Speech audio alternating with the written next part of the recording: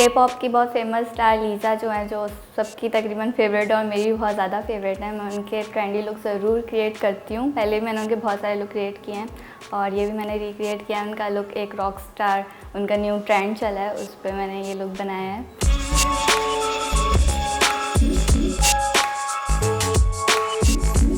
Journey मैंने 4 साल पहले स्टार्ट की थी और उस वक्त भी ये काफ़ी ट्रेंड पे चल रहा था, तो मैंने ट्रेंड फॉलो करते करते ही ये स्टार्ट किया और जब ये वायरल हो गई तो मैंने इसी को ही फॉलो करना शुरू कर दिया।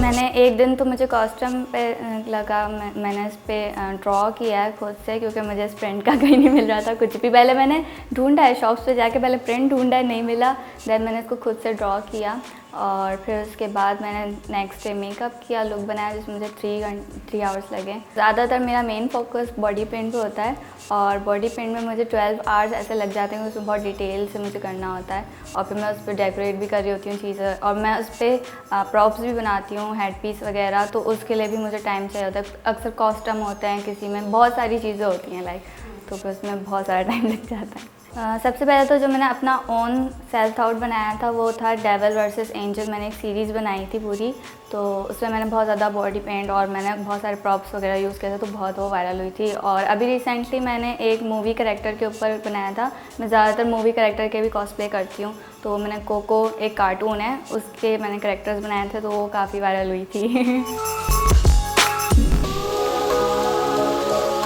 पबजी के साथ मैं बहुत टाइम से कर रही हूँ, मेरे ख्याल से 1 साल होने वाला है इसको भी, और बहुत से मैं उनके गेम्स के कॉस्प्ले करती हूँ, कॉस्ट्यूम खुद ही बनाती हूँ, सब कुछ गन बनानी होती हैं, उसमें भी प्रॉप्स वगैरह बहुत सारी चीज़ें देखनी होती हैं एंड देन फिर वो लोग कंप्लीट होता है 15 सेकंड की वीडियोस।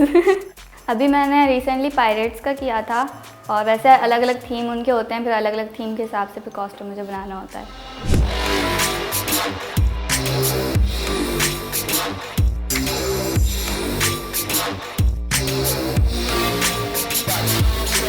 अभी मेरी रिसेंट बिल्कुल, एक तो ये कोको और दूसरा ये 14 अगस्त का मैंने बनाया था, जो कि इंडिया में बहुत ज़्यादा वायरल हो गई है। वो चली ही इंडिया में है ज़्यादातर ना, तो लोग वो भी कह रहे थे कि बनाई इसने पाकिस्तान के लिए थी, चल इंडिया पे रही है। वो मैंने 14 अगस्त पे बनाया था। वो वैसे मेरा जो प्लान था मैंने वो नहीं बनाया था क्योंकि मेरी तबीयत ख़राब हो गई थी, तो मैंने थोड़ा लाइट करने की कोशिश करी थी, पर मेरा लाइट भी काफ़ी हैवी होता है। तो ये हुआ था कि वो वायरल हो गई। अच्छा, मुझे नहीं पता था कि वो वायरल होगी, वो इत्तेफाक से वायरल हो गई। टिकटॉक पे भी वायरल हो गई, वो इंस्टाग्राम पे भी वायरल हो गई। इंस्टाग्राम पे ज़्यादातर रीच आई ही इंडिया से है। सही, मतलब इंडिया में आपके फॉलोअर्स ज़्यादा है अभी बहुत ज़्यादा, मुझे उसमें 2 मिलियन रीच आई है और टिकटॉक में भी 2 मिलियन जाने वाली है। अब टिकटॉक से तो अर्न नहीं कर रहे हैं फ़िलहाल, क्योंकि अभी मोनेटाइज नहीं हुआ है पाकिस्तान में। बाकी सब जगहों में, मुल्कों में कर रहे हैं, पर हमारे पाकिस्तान में अभी तक नहीं हुआ मोनेटाइज, तो पाकिस्तान में तो नहीं है अर्निंग टिकटॉक पे।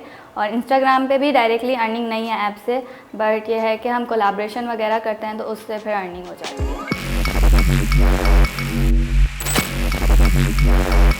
तो मैंने हॉरर लुक बनाया था और उसमें मुझे इतना टाइम लग गया था, उसमें 24 आवर्स लग गए थे। अक्सर ऐसा होता है मुझे रोना आ रहा होता है, थकन से मेरे वो हुआ था फ्रैक्चर कॉलर बोन शोल्डर पे ना, तो 3 फ्रैक्चर हुए थे बल्कि।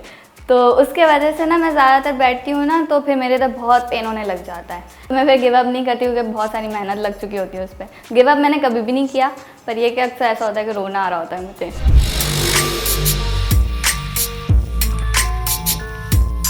मेरे ख्याल से तो मुझे इंस्टाग्राम पे ज़्यादा लोग जानते हैं, सेलिब्रिटीज़, इन्फ्लुएंसर्स वगैरह ज़्यादा मुझे इंस्टाग्राम पे देखते हैं, और टिकटॉक पे भी मुझे बहुत ज़्यादा पब्लिक मिली। एक तरह से इक्वल फॉलोअर्स मेरे इक्वल ही हैं और व्यूज़ भी काफ़ी इक्वल ही आते हैं, पर यह है कि ज़्यादा मुझे जो फेमस जो लोगों ने जाना है वो इंस्टाग्राम से जाना है। न्यू आई थी इस फील्ड में, तब तो मुझे बहुत बुरा लगता था जब मुझे हेट कमेंट्स वगैरह आते थे, मैं दिल पे लेके बैठ जाती थी। पर मुझे इसकी आदत हो गई, मुझे समझ आ गई कि हर किसी का नज़रिया अलग है, किसी को कुछ पसंद होता है, किसी को नहीं पसंद होता। हाँ, बहुत अजीब अजीब से कमेंट्स आते हैं, पर यह कि अब मैं बर्दाश्त कर लेती हूँ। और अब यह होता है कि मैं ज़्यादा डिलीट कर देती हूँ ऐसे कमेंट्स, या फिर मैं ऐसी अब तो मैं छोड़ ही देती हूँ, मेरा कमेंट सेक्शन बढ़ता रहता है। तो अब यह है कि अब मैं डिलीट नहीं करती, अब मैं कमेंट सेक्शन भर रही होती हूँ अपना, बस जैसे भी कमेंट्स आ जाएँ। प्यार मुझे ज़्यादा मिलता है, हेट 1-2 आ जाते हैं तो उसको डिलीट करने में तो कोई मुश्किल नहीं होती, मुझे बहुत ज़्यादा हेट नहीं मिलता।